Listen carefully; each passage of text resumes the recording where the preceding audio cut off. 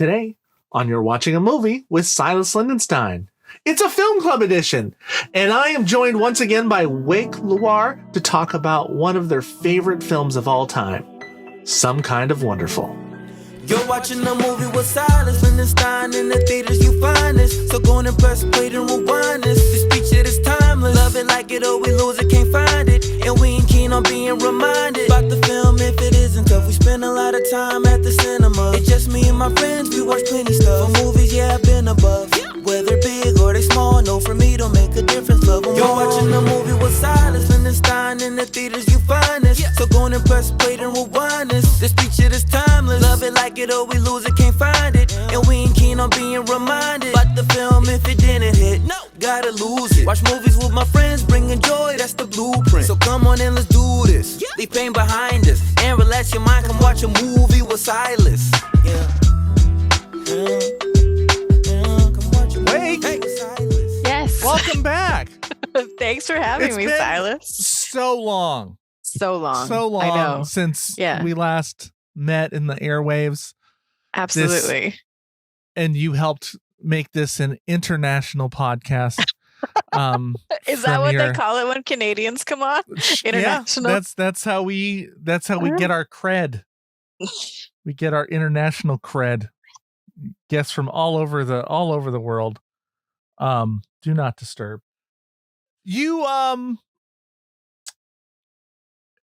You're okay. This time you came back to not talk about a recent film, but your all-time favorite film. It is. I mean, it was my all-time favorite when I was 15 years old, and I watched it probably 100 times, and I've watched it over the years. I wrote an essay on it for film class in the 90s. With the film for the listeners, yes, because they can't see the graphics. Oh, they're not going to see the graphics? Well, the ones on the podcast aren't, because you're right. It's an audio form. Absolutely. The film is John Hughes's Some Kind of Wonderful. Right? Yes. Some Kind of Wonderful. The least appreciated of all of the John Hughes films, even though I feel like it is the best. I'm just going to come right off of the hop and just say that. Am I correct? Mm-hmm. I don't know if this is correct. The song Some Kind of Wonderful is not from this? No. Is it even in it? I don't think it's in it. It's not in it. No, and they do like Amanda Jones. They have it's a great soundtrack. I listen to the soundtrack all the time. But no, not Some Kind of Wonderful. No. Because I kept saying it. Like I kept singing, I was like, oh, I'm going to watch that film. Some Kind of One. And I was like, well, and then I'm like, wait, this is not, I kept waiting for the song to come on. Yeah, it never comes. Never showed up. And I was like, so is that? Maybe they listened to the song, made it happen. I don't know. I've never researched this film. Is that weird? I don't think so. So Some Kind of Wonderful, it's Soul Six Brother. It's 1966. Okay. That's the song. Yes. Yeah. I was trying to, I don't need a whole lot of money. I don't need a big fine car. I got everything a man could want. Absolutely. I got more than I can. I'm trying to where? Yeah, it's definitely, the movie is based on the themes of the song. Absolutely. Yeah. Because it's about some really I mean, they're supposed to blue collar side of the tracks, right? Yeah. Yeah. Okay. That's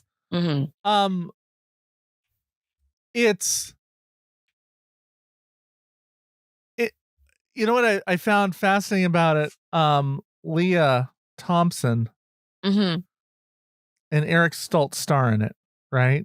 And Mary Stuart Masterson. But what I found interesting about the Eric Stoltz part was he's the romantic lead. Right. But in 1985 came out Back to the Future. Yes. Right? Yeah. Which Leah Thompson is in. Is she? Yeah, she's Lorraine, the mom. She's the mom? Leah Thompson, yeah. What? She's the mom, and you go Back to the Future, and she's the young mom, and but how did I not know that? Because she wasn't a redhead in it, I guess, probably. But Eric Stoltz was originally Marty McFly. What? Yeah. No. He got fired. And what happened? He got replaced fired? Because he wasn't funny. He's not funny. No, he wasn't funny. And so they were they wanted something a little funny. So they had to reshoot a whole bunch. Like the first, I Oh my think gosh, I it want to see lasted the Eric like, Stoltz original. I think it was like a week, and they were like, they sat him down. They're like, they thought he We was going need to be someone with upset, more and they spunk. said he was Yeah. like, and he was not having fun. He was trying to Yeah. play it super serious and everything. And they're like, Right, this is 'cause not sci-fi the movie. right tone for this, Mhm. because he Yeah. was taking like, this is a horrible thing that's happening. Yeah. So Michael J. Fox took that. I think so. I think Leah Thompson stayed in it then because she wasn't recast. You know who was recast? The girlfriend, the actual girlfriend. Yeah. Originally, who was cast off of Leah Stoltz is I'm forgetting her name now. She plays on she was on The Office. She was the boss on The Office. Oh, see, and I haven't watched. The Office is the boss. But when they cast Michael J. Fox, she was too tall, so they kicked her off. They replaced her. because he's so small. He's on the Michael J. Fox, first episode of Night Court, I think, or second. He might be. So, yeah. and he plays a child really to Harry Anderson. Yeah, but he's like 25. Oh, so he and was Harry still Anderson's like that's right. 30. Yeah, 32. And so they're like this like close in age, but like the height differential is so huge that Michael J. Fox played like a young teenager kind of like in Night Court. And it's wild. I will say I just restarted watching Night Court. The first thing that struck me about this film is the difference in how we look at ages now. Oh my gosh, don't they look so old? They're old. They are so old in this film. Like, you are not. I'm They're sorry. not teenagers. Leah Poor Thompson, kids. you are long past passing for a high schooler. 17. But no. That was the era. It was the era. And Well, I I think it was say- probably because they were making out all the time and they didn't want teenagers to have to do that kind of stuff. Like ethically, it made more Well, sense to I don't have. think they really cared about that. You don't think they care? No, I think it's purely money and union, because you can't shoot as long with under 18. With under 18. The big I see. the I hot- see. I was just assuming that they were good people. They're not. You're No. right. John Hughes did some really Well, shitty stuff. You can get cast a lot if you are I forget what they call it, the over 18 reading under, something like that. Right. You can cast a lot because you can work the full 12 hours without with just regular union breaks. Right. But you pass as a high schooler, so they can use, so you're super valuable. Like, none of them passed as high schoolers. Oh no. But this was the era. Remember, everything was old people playing in these films. Teenagers, and you have absolutely. to. You have to, because it's gross. It is is. really, really gross. But you know what I think this caused? I think it caused a lot of confusion in people. I think a lot of people didn't understand. Like, you look back because you're just thinking about, like, I mean, this film. This film did have Leah Thompson flirting with her gym teacher. Oh my gosh. It wasn't just her gym teacher. It was her driver's ed teacher and her principal. Driver's ed the gym teacher was the woman. Too? He was the principal. Yeah. I thought he was just the driver's she's ed flirting teacher. with him to get out of detention. I forgot that he was principal too. And I've seen this All movie so the many times. She girls. says, all the girls think your hair looks so nice. Yeah. Like the way that you do your hair. And he's like, oh, but he doesn't actually like flirt back, really. So it wasn't as gross But as it could still, have been. he like, he let her go. I think she flattered him and he was like, which is a stupid flatter because he does no hair, so it's a joke. Yeah, it's a joke. Absolutely. Yeah. But yeah. No, like, I feel that he you. shouldn't fall for. But I'm like, oh my God, because this was an age. I tell people, they don't believe me. Like, this is the actual 80s. Yeah. Mm-hmm. Like, it's not pretending to be any other era. It is the 80s. I tell Josh Chambers all the time, like, look, I grew up in a very confusing era where people thought it was naughty to for a teacher to sleep with their student. It was naughty. My gosh. Like, they played, it was playful on there. It was like, you shouldn't do that. Y'all, you boys will be boys. Like, what? Oh, yeah. And now, like, catch it. Like, I mean, this would never, well, that scene, I don't know if that would pass. But now they cast more, I think, closer. Appropriate age. Closer, they do. Not perfect, but they're closer. And if you watch, teen films now, they're teenagers, so they're not ideally not Riverdale. Ugh, Riverdale. Yeah. that series. That is No, definitely older TV people shows, playing teenagers. Yeah. Maybe the pilot episode, but then there's like a year before they get picked up, and then they're starting to age out. But they're like, well, we're going to keep going, and we need them to stay in high school for this whole time. Oh, that's fair. Yeah. But I was stricken by just how old they were, and going like, wow, that's just a different time. But okay, this is a high schooler. I'm gonna, especially that the not gangster, the punk guy, who's like 40. Like, what? I know, that's what I said. We watched it last night. I said, what is he, 40? He's the like, oh, he carries a switchblade and porno, and there's one swear in the whole entire movie, which is why it isn't R-rated, right? It's PG-13. Yeah, it's PG-13. PG-13. Yeah, because you're allowed at one F-bomb for PG-13. Yeah. Because the dad swears. He just, that dad, oh my gosh, when we get to him, I just want to talk about how amazing. He really cared. He really cared about that role. He just went all in. He was the daddest of all of the 80s dads. He's like the genuine dad. He's wait, that actor's name. I don't even know what his name is. I should know more about this movie because I love it so much. Well, he's great. He's a great actor. He's I think it's John Ashton. Yeah, plays Cliff. Yeah, that would be Cliff. It. Yeah, John Ashton. Because he was the cop in Beverly Hills Cop. Oh, he was like one of the detectives. So I he's love somebody Beverly you Hills see Cop. a lot in a lot of things. He's a character actor, but I'd never like. He just. I think everyone in this film really like went all in. They acted. The acting. I would say. Yeah. The acting is. It's a greatly acted film. They're all wonderful. They are some kind of wonderful in this. Yeah. Well, because also like, here's the funny thing about casting adults in teen roles, right? Like the scene where I want to say the character names. Very soon, where Watts, and Keith, when she shows him like wants to test his kissing. Oh my gosh, this is my favorite movie. That's like when I was 16, I was like, oh God. I mean, there was no porno back then. Right. There was just movies. So that one I like watched over. It was scrambled, the Spice Channel. Yes. I know. Maybe not in Canada. Channel. Yeah. Nobody did. Nobody ever owned it. They just watched that scene over and over again. I was like, this is the best scene. Right. Yeah. And it's but because they're like, adults. Could you imagine that scene between 18-year-olds? No. Because they always, because that was bad. No. Because when you see adults say, let me check that kiss, and then they kiss and one of them swoons, because you're like, 18-year-olds can't kiss. No. Nobody knows how to kiss yet. No. Like they like. If that'd be like, do I turn my head this way? Do I turn my head this way? Too much tongue? What too much, is this? It's so smooth. No, I was still learning. There's a level of smoothness. Well, and it was supposed to not be smooth, right? Like it was supposed to be like they were both bad at this because they've never dated.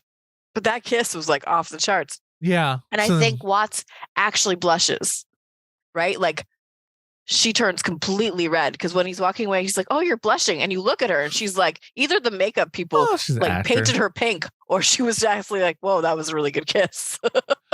I'm guessing they painted her or or she used her acting skills, but I don't just to flush your face. Yeah, that was impressive. Do you know how long those scenes take a long time to shoot? Yes. Yeah. I mean, she's walking I worked on a horror film. Right. Once. She's walking away. So that's a whole nother shot. That's like, you're right. That's the next day. She just went running. Yeah. And then, well, no, you do what you got to do. That was a good, what's funny is because I've caught glimpses. I realized I'd never seen the movie before.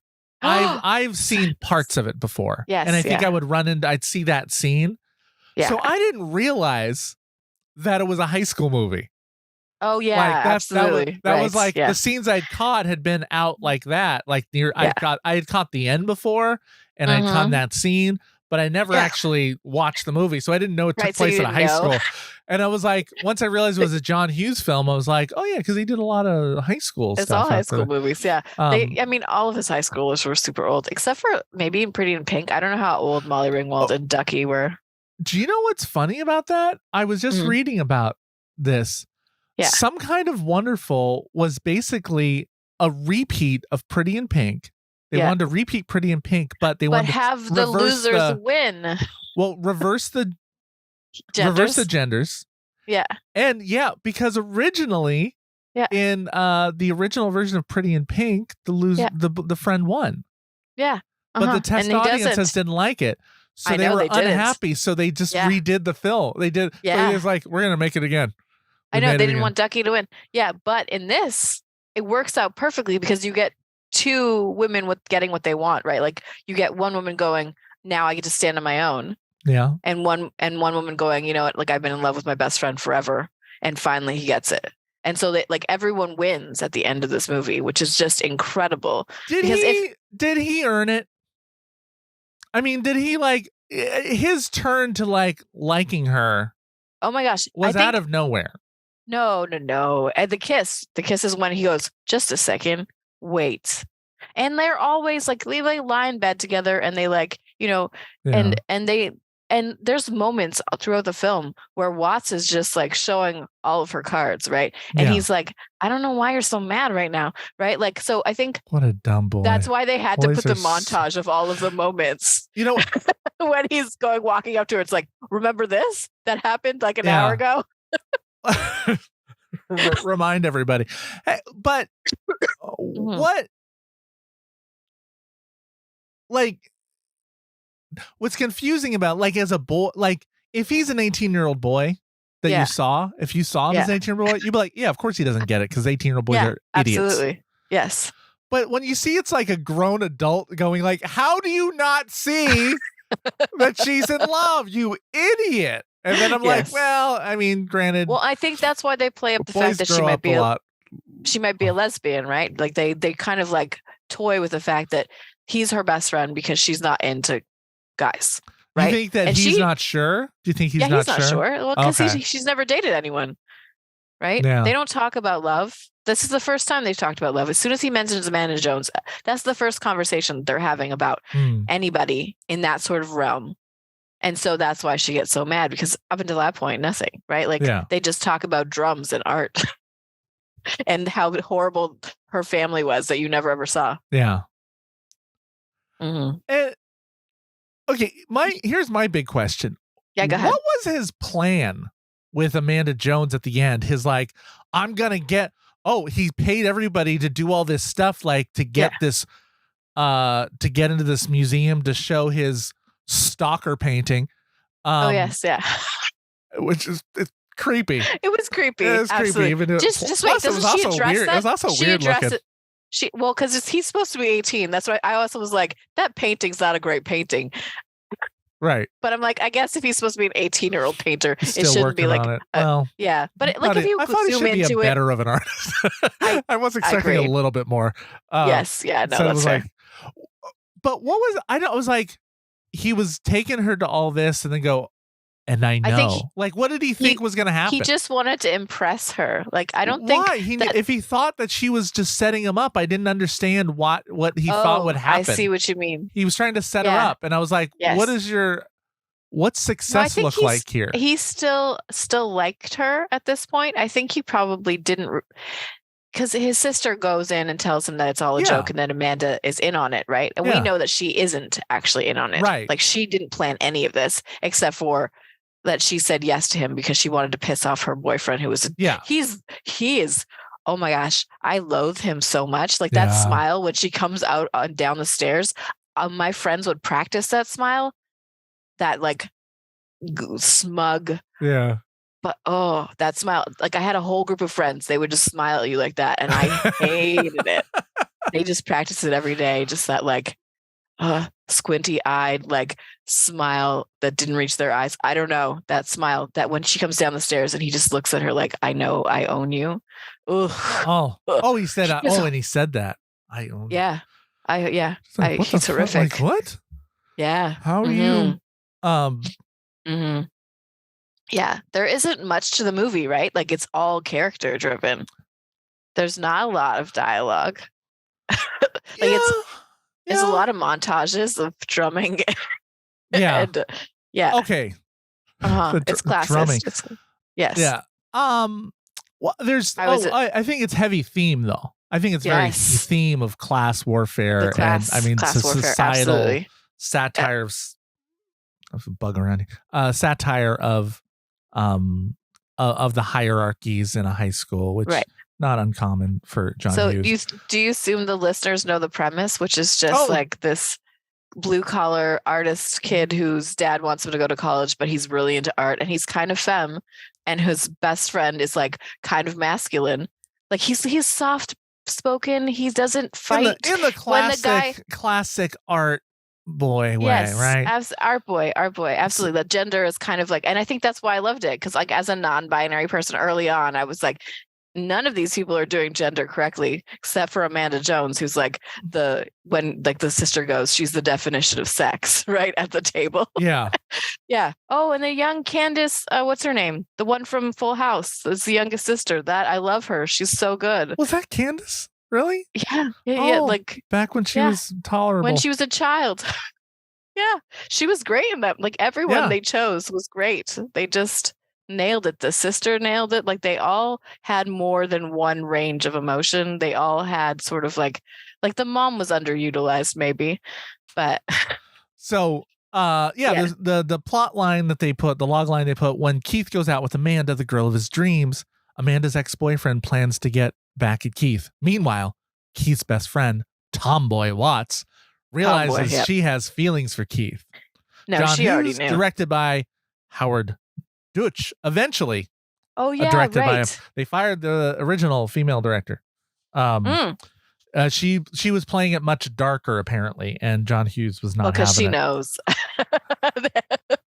Yeah, you could tell that it was done by a man, because in the end, like it all worked out and stuff. It's fine. Well, it would have been written that way. Like, yes, it was definitely written. So because John Hughes wrote it, right, and Howard Deutsch directed it. Did John Hughes not direct the other ones? The other one, he directed some of the other ones, yeah, I think, but he didn't direct. Yes. For a long time, I don't think. Yeah, I didn't understand that this was a John Hughes movie when I was younger. Well, you know what it is, because usually you would call it whoever's movie is the director. Usually, yes, unless the name of the writer is bigger, right? And which John Hughes managed to pull off. I think John Hughes also he was also a producer at this point, because usually you don't get to say anything. You're the writer, you hand it off, whatever. Right, but he produced them all. So he did Ferris Bueller's Day Off, yes?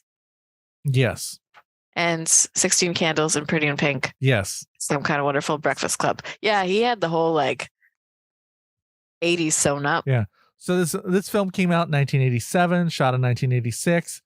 It grossed $18.5 million at the box office. And you know what? If people were paying me to do this, I would have found out what that would equivalent today. But that was no one's paying me. So it sounds like a lot. I kind of only do a little research. Yeah. Let's see. I do not have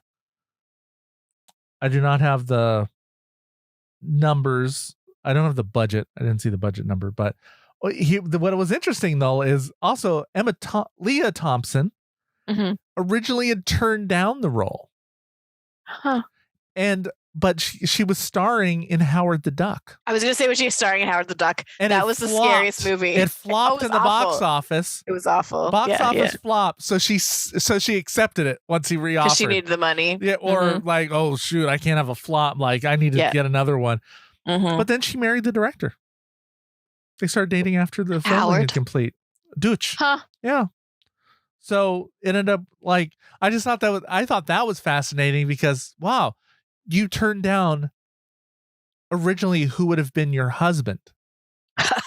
You might not have they may not have ever got married if they hadn't done the And are they still together now? Did you look that up? It did not say divorced, so I didn't. That means that they're probably still together. Those are the numbers. When I look up actors, it's when they were born, when they died, and then it always has how many marriages they've had. Yeah. And some of them, it's not a lot, and some of them you're just 7, 8, 9, 10 marriages. Some of them are impressive. You know what's interesting? Get different numbers here. Wikipedia said 18.5 million, and then Rotten Tomatoes has it 17.8. That's interesting.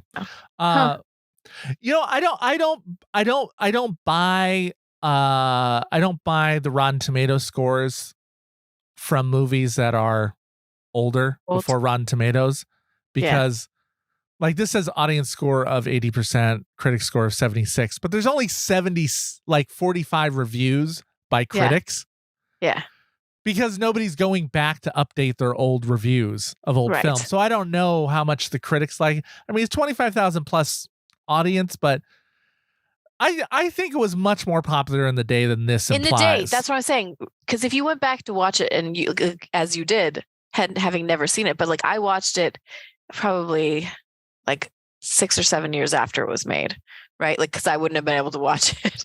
I watched Flashdance when I was 5, and my dad was like, maybe no more movies like that for a little bit. I had an annoying roommate who loved the film, so I didn't watch it on purpose. Oh, yeah. My best friend and I loved it.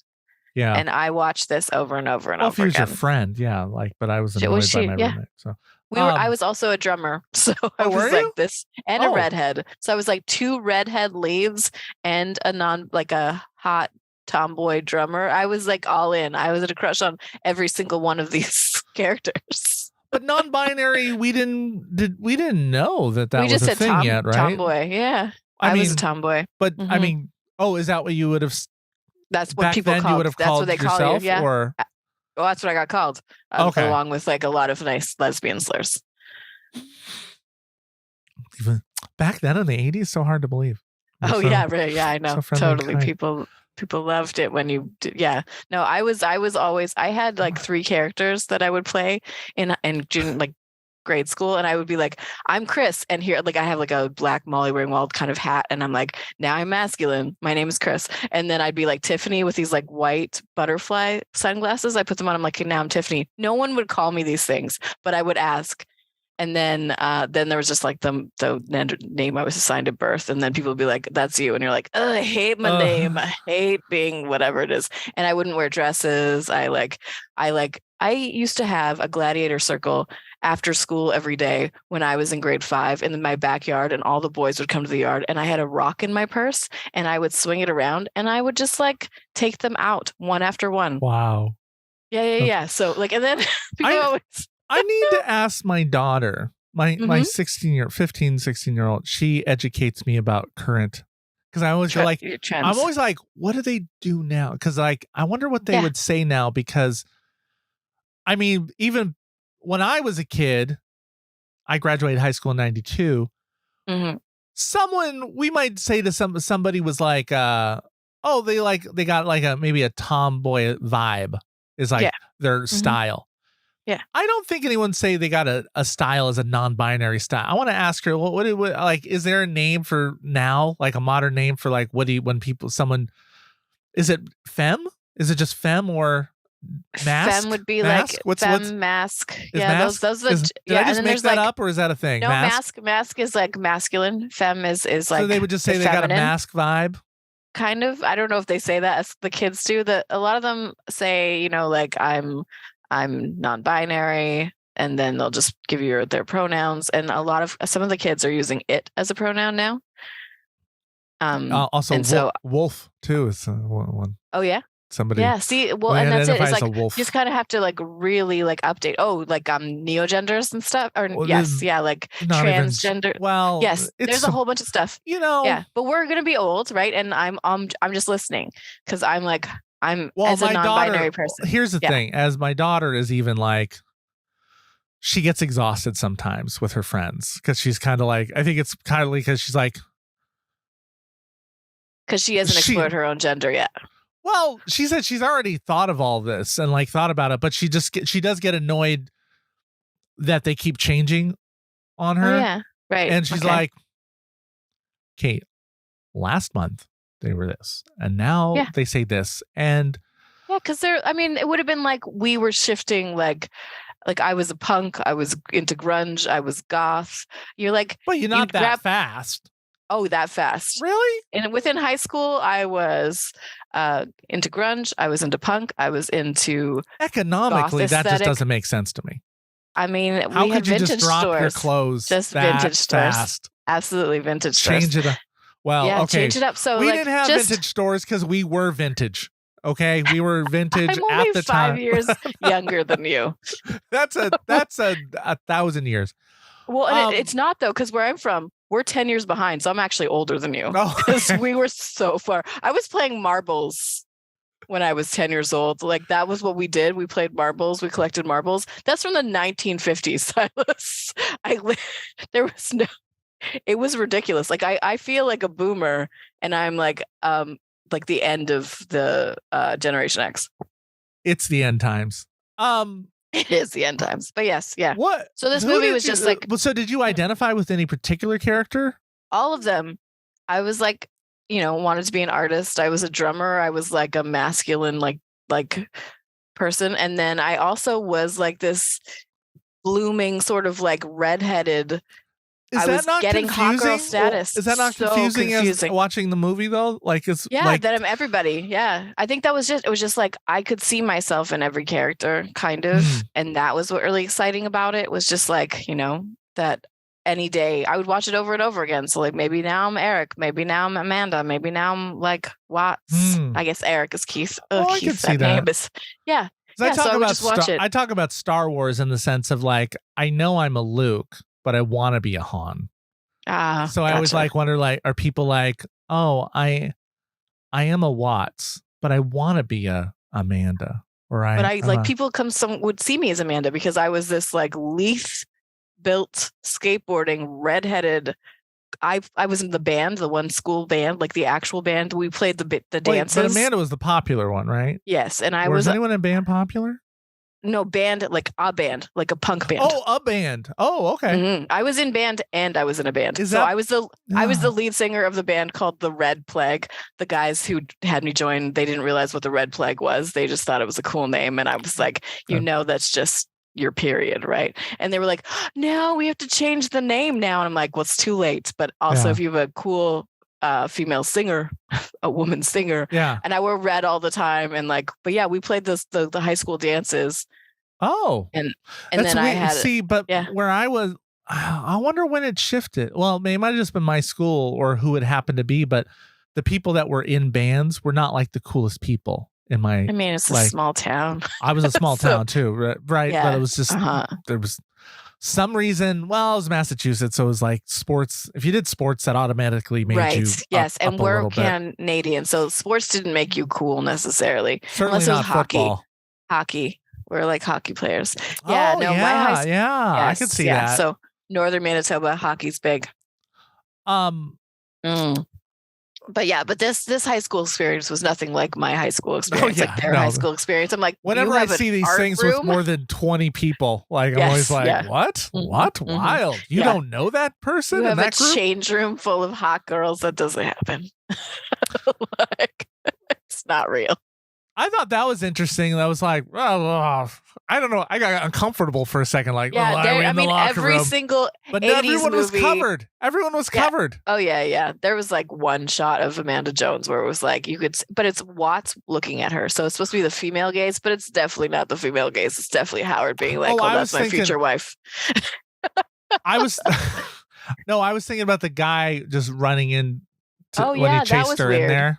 And he's like, there's Oh, nothing and he I've just never seen here talks- before. Oh, this was like, wow, talk about the change in society where he could just lip off to Yeah. the teacher, the female Yes. teacher, and there was Yeah. no like, oh yeah, you're expelled now.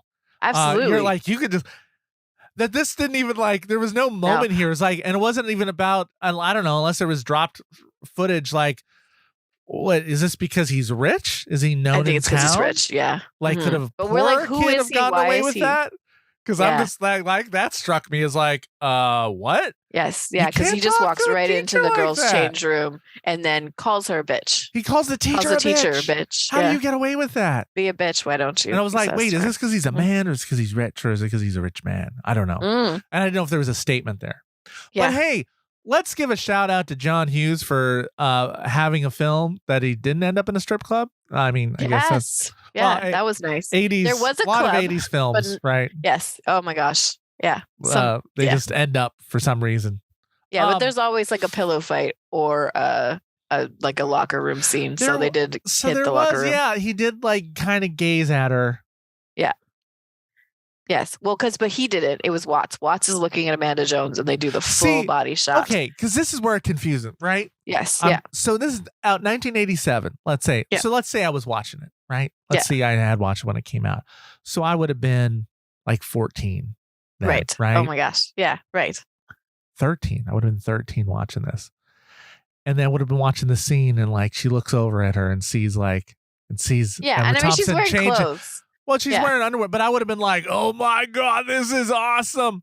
Right. But then, like, the problem with this movie is then you're 20 years old and you're watching going, yeah, she's awesome because she's 25 or whatever, she's right? She's 25. Yeah, they're old. So, right. But you're watching this. So as a college student, you're like not thinking about younger people being off limits. No. Like even as a thing, you're like, because then it starts becoming, well, if they look old enough. As long as they look old enough, that's what matters. Like, I think it is college. I think it was very confusing. I do believe in the power of mass media.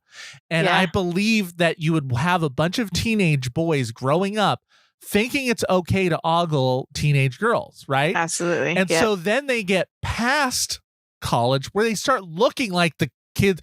They start looking finally like the high schoolers do, but they're in college. So then they start looking at these. The only people that'll date them because they don't have any. Oh, I know. Is high school girls. They start dating I will put some blame on movies. Absolutely. Absolutely. And I think even 70s a bit. I will put a blame on movies making a whole generation of boys think it's okay to be with younger. Let's forget that a lot of people are marrying like 15-year-olds and stuff. That we'll set that aside. That was bad enough. But like, I don't think movies helped it at all. And I think it got some confusion growing up, like for people. Absolutely. Like, I was telling my daughter how like I had a girlfriend that I had in college was a freshman. And I was like trying to remember if I was a sophomore or a freshman junior. I think I was a junior, a freshman in college. A freshman in college. So that's the first year of college. Because they call it freshman in grade 9 too, right? Yeah. Right. Yeah. I should clarify. No, so freshman in college. I'm a junior in college. Yes. And I had a girlfriend who was a freshman. I feel like college, that 4 years is like anyone can date anyone in there. I was trying to explain to my daughter how this wasn't wrong. Because she was like, dude, that's gross. I was like, she was 18. And once you're in college. Okay, but first off, as soon as I said she was 18, I was like, I'm in the wrong here. Okay, I can't use her age as an excuse. And I was like, she was on the younger side looking, right? But she wasn't. But like for some reason, we were trying to go, when you hit college, you become independent. There's a lot of maturity that happens in people. So it's not like. Oh, yeah. I was 19 and I dated a 30-year-old. And he was less mature than I was, and I dated more people. And he was like, let's get serious. And I was like, let's not get serious. I'm 19 years old. I'm not marrying you. And he was like, and I was like, you should probably date people your own age. Because I'm not interested in the things you're interested in. But I went on a truck trip across America with him. My parents didn't know. Because I was independent at this age, right? Like, I started babysitting when I was 12. I started working when I was 15. I moved out at 18. I lived on my own. I didn't go back home after. I was an adult. I had jobs. I had a university. I felt like I could date whomever I wanted at that point. I didn't feel the way that kids feel today. I didn't feel young. I felt mature. I didn't feel like men had any sort. I was raised in the 90s where like women were equal. And so I was like, I got to choose. And not that people weren't trashy and awful. I just didn't date a lot of awful men because my dad was like a lawyer and a judge. And so I saw what horrible humans look like. And I just said, I'm not going to, if anyone shows any signs of aggression, if anyone shows any signs of like misogyny or talking down to me or racist or homophobic, I just don't date them. Right. So like but that was still the 90s. And like, that one guy, like the 30-year-olds, like I went to a club with my 19-year-old friends. They're all hot girls. Yeah. I'm like the weirdo outsider goth girl. And then there's like these 30-year-old guys who come into the club and they all see my hot friends. Mm-hmm. I'm not going to tell the rest of the story because it's definitely body storytelling. But he and I us two goth, where he's shorter. He drives a truck because his uncle owns a company. He's a Mormon or Mennonite or something. So he hasn't been really allowed to date.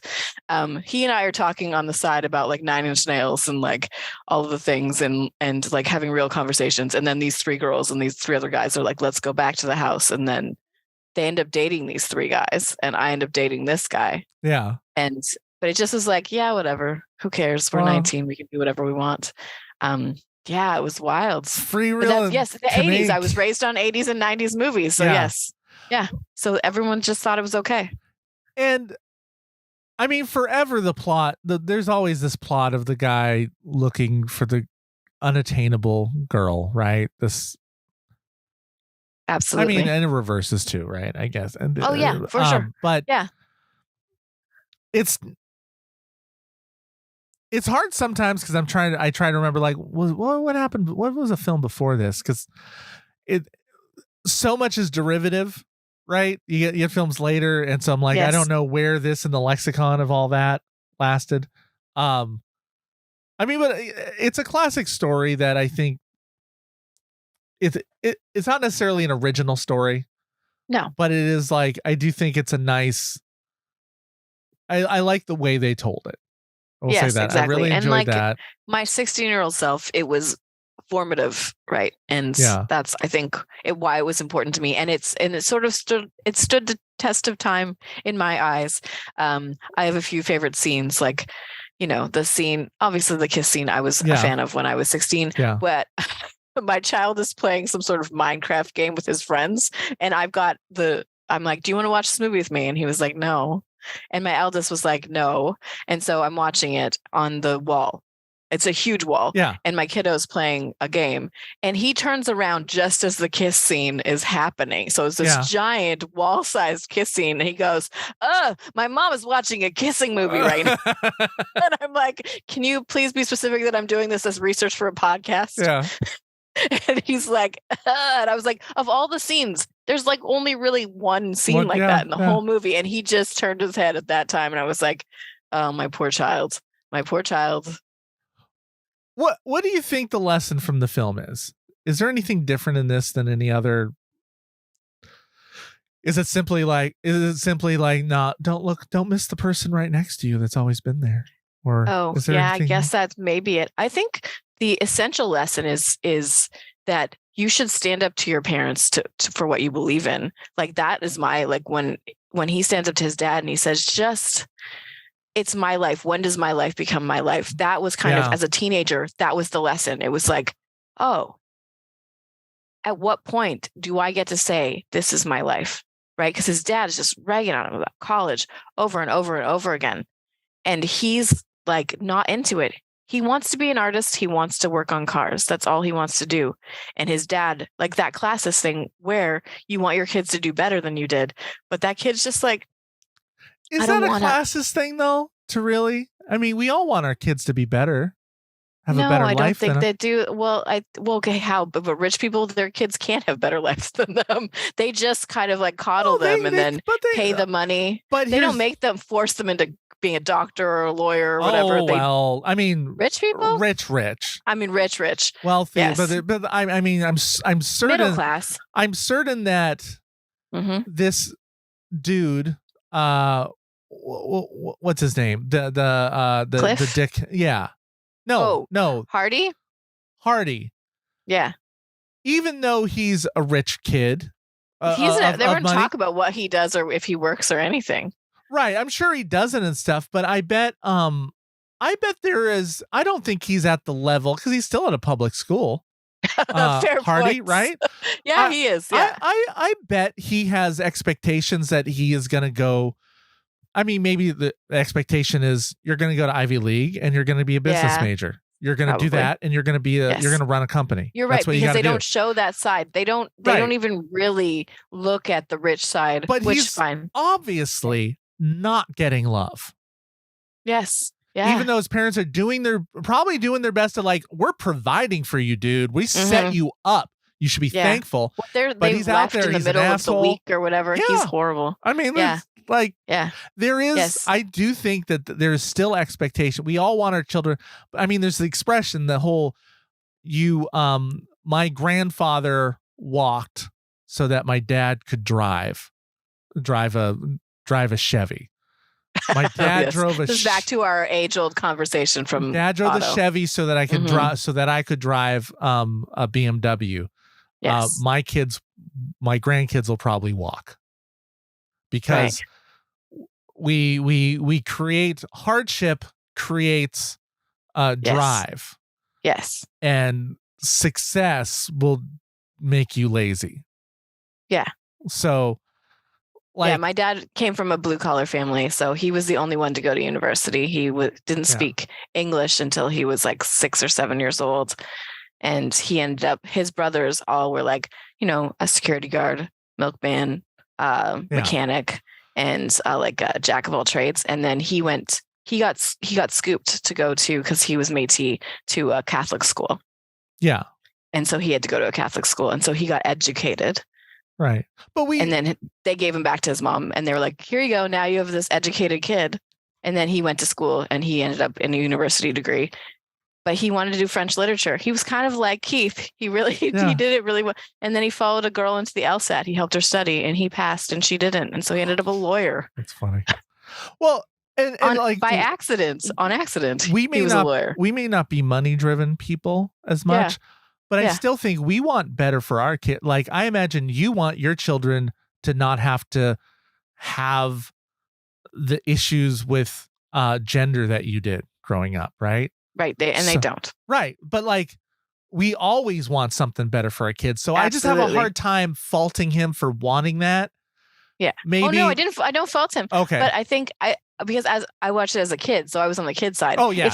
Now that I'm watching it as an adult, I totally understand them, like him being like, I don't want you to have to do what I have to do, right? I don't want you to come home. And then that scene where he goes, I don't want you to have to wash your hands after a day of work. And then Keith holds up his hands because he's just come home from like the car shop. And he's like, just gives him a nod and is like, look, I'm already doing it. Yeah. But like, he doesn't want him to be an art student either. So he's like my dad got to the point where like he was like, okay, you're going to be an artist. I see this. I wish that you would get a backup career. So I got an education degree. Right. Well, it's funny because remember there's a time period, whether it's, maybe it's always been there, but people didn't think of things being able to make money doing it because for some reason people couldn't connect. Oh, you like to draw, that you could be a graphic designer or a marketing person. Like you can get into, some people just can't connect that. Everyone thought video games is a waste of time. Oh yeah, absolutely. My thing is always like, how come if someone's buying things like a video game, how did parents not see that there was a business in video games? Yes. Right. Yeah. At very least they could work for that company. Like, absolutely. Like people don't have problems connecting that. Because it's out of their norm or whatever. So totally. I'm always like, my dad, I'm like, well, you can work in anything you want. Like if you're interested, do it. Sometimes, in fact, which is, I think that's where the point is, that we're not forcing our kids to be doctors and lawyers. But sometimes I do think I do have a problem with that, is the fact that I can, because I'm able to provide for my kids, so they don't have to struggle and think about it. Yeah. I do think there is a problem in me giving her the freedom to choose what she wants.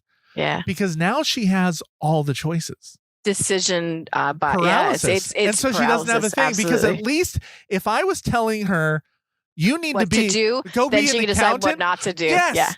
Because if I was like, you need to be like a good job like an accountant. Should we retool our parenting? Because I feel it's reverse psychology so that she can decide what she wants to do. Yeah. I'm like, but I'll support anything you want. And I was like, maybe that's not a good idea. I don't know. Right. I don't know. I really don't know. I don't think you can. First child's an experiment. That's what I figured. First pancake. Yeah. No. Well, I remember being in a room full of people who didn't have kids, and they were like, well, you're a parent, so like tell us something like that you learned parenting. And I'm like, you're gonna fuck it up. You can't. There's no way not to. You love them. You love them too much. You don't love them. You don't love them enough. You do whatever you do, it's going to be wrong, because at some point they're going to have to rebel against you, because it's in our DNA to differentiate from our parents so that we can survive in the wild, which we don't have to do anymore. Right. So my eldest, he doesn't go to school. He's online. working at school, right? And his dad is like, get up every day. Like his dad has like big 90s, 80s dad vibes where it's like, I want you to be successful. I want you to do things with your life. Yeah. And here I am. I'm like, I just want you to be happy. Like I don't, because like being a queer kid is hard already. Like your life is already hard. You're autistic, you're queer. It's hard. It's a hard life. Yeah. So just like, please just don't die. That's I just want you to be alive. And I love for you to like, but he's so brilliant, right? Yeah. And he loves critiquing anime. He's a TikTok. His TikTok has more likes than I've gotten across all of my platforms in 25 years or whatever. Yeah. Like and he's just like, he's doing his thing and he doesn't have to leave his room a lot. Yeah. You know what? I mean, that is the future anyway, because with AI, the only thing that we're going to be able to produce as humans is critiquing content. Critiquing content like That's human. the only thing we have. This is a human critique of the this. only thing I can do is really comment on things. All my other needs are taken care of, but society still says I have to have a job for some reason. Right. Okay. Yeah. And my youngest just cleaned his own setup, he calls it, because he does YouTube videos. So he was cleaning and he said, could I get some scented spray to spray my desk? And could I like also paint it green so when people see my desk that they'll like what they see? And I'm going to decorate it. And I was like, this is okay. But Silas, yesterday it was full of Doritos and Ferrero Rocher. And then I don't know what his friends said to him today, but he was like cleaning. And I'm like, this is not me. That's I have not hilarious. encouraged him to clean. Yeah. So like, he's motivated because he's getting comments on his YouTube channel like, "Gonna clean your set? Oh, your setup. Yes, I need clean to up get your that. setup. I'll lose some views if my place is dirty. Man, maybe that's what I need to talk to my daughter about. Yeah, because I can't tell him anything. My daughter doesn't produce anything. My daughter consumes. So I'm like, part of me is like, is it because I'm doing it? Is it because I'm always doing something that she's like, yeah, I'm not doing all these. Oh, I thought that, but my kids both are like me. They're like, they make stuff, they do stuff. They're always, they're coordinating things. My eldest, when he was 8, he like put together a whole play group because I hadn't signed him up for camp. It's wild. And because he's just like, well, that's what you do, right? You make flyers, you tell people they're going to be at the library, you book the library, you like bring in books, you like bring in snacks, he was 8 years old sitting at was it Grateful Bread out in like Bryant? Okay. Yeah. And I went in to go get chocolate croissants and I came out and he was sitting next to this man and his children saying, yeah, no, you should come to the first library play date. And the man was like, this your kid? I'm like, yes. Yeah. And then my kid goes, flyer. And then I'm like, but like, that's awesome. Yeah. So like sometimes they just see what you do and they go, oh yeah, then I'll do that too. So, okay. They'll be doing movie podcasts someday. So yes, I have one last thing. I think there's one thing about this film that hurts it for a timelessness. Mm-hmm. The music. I love the music, Silas. But it's love it. Dated. It is so dated to the time period. And some of that synthesizer music is awful. Oh, yeah, absolutely. Not the songs, but the scoring of it. The scoring of it is... It's a snapshot of the time, right? As opposed to like movies that try to capture what the 80s were like. It is actually the 80s. Oh, yeah. So I think that doesn't... But it doesn't... It's like... He didn't try... As a cult classic. They were trying... They weren't... Yeah. What's weird to me is how... Because one of my favorite movies of all time is It's a Wonderful Life. Mm. There's, other than black and white, I mean, it's set in a time, but music can make you really into a film at the time. But man, I feel like it can knock you out of. I felt like it was knocking me out of the being absorbed into the film. Right. Because it was distractingly 80s. Did have music video vibes. Oh my God. What is that synthesizer playing right now? I think for me, because I listened to the soundtrack. Yeah. Right. I had it in my car and would play it over and over again. Okay, it brought me back. Soundtrack fine. I'm talking score. I'm talking the score. Oh, but the score was a little like. That's what songs I'm fine with because that is a listen and you can listen all. But yes, no, you're right. Yeah. The score. Don't score with the synthesizer. I wish if I could go back in time Just tell people to use a piano. Do something. Yes. Don't. No, your synthesizer is going to your drum beats. They couldn't know. They couldn't. You have a real drummer in it, and you're using a drum synthesizer as your music, as your Yes. score. What do you? Yeah. Oh, No, you're right. if I had a time machine, I would go back to the 80s and say, everybody, stop scoring your films with the modern. Yes. But it is an accurate 80s movie. Yes. So, and yes. it buries it in the 80s. Besides the hairstyles. You're right. Yeah, no. But okay, that was why I was, and I will say, I think it's a good film if my biggest gripe about it is the music to Is it. the music.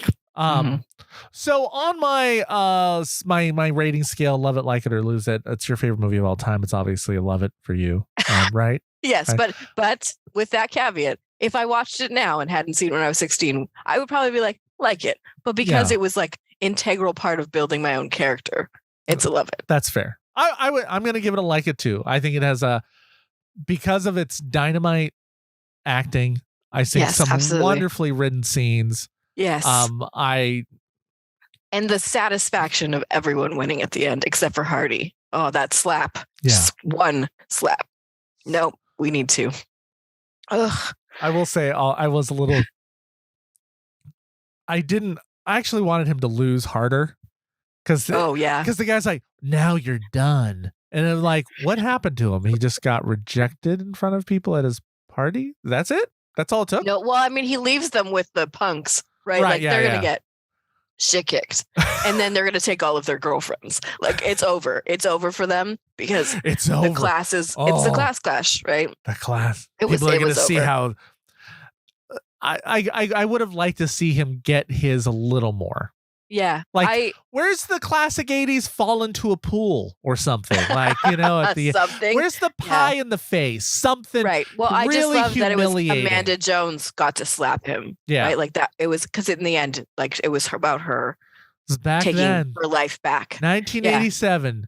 The shame of a woman slapping you. Right. I would have taken out that weird double take.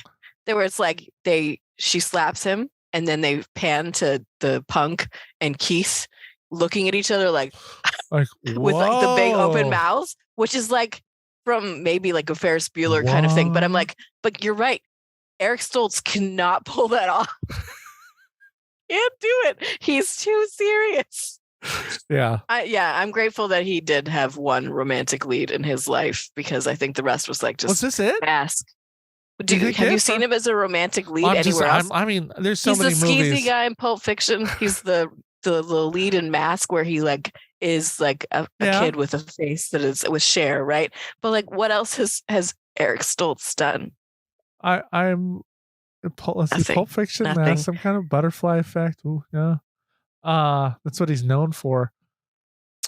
I cannot see. Yeah, you're right there. I think. I know think they were like redheaded male lead. Nope, sorry, not gonna happen. That was one time, and he also has such a soft voice, right? Like that. At some point, we decided what masculine was and what romantic leads get to be, and they were like, Eric Stoltz, it's not you, and it makes me so sad because I adored him. He Well, he's in Jerry Maguire. I don't remember the role. That's it. I'm like, he was never ever. Well, he really got pushed into TV. Yeah. I did not realize that. It's funny. Yeah. Yeah.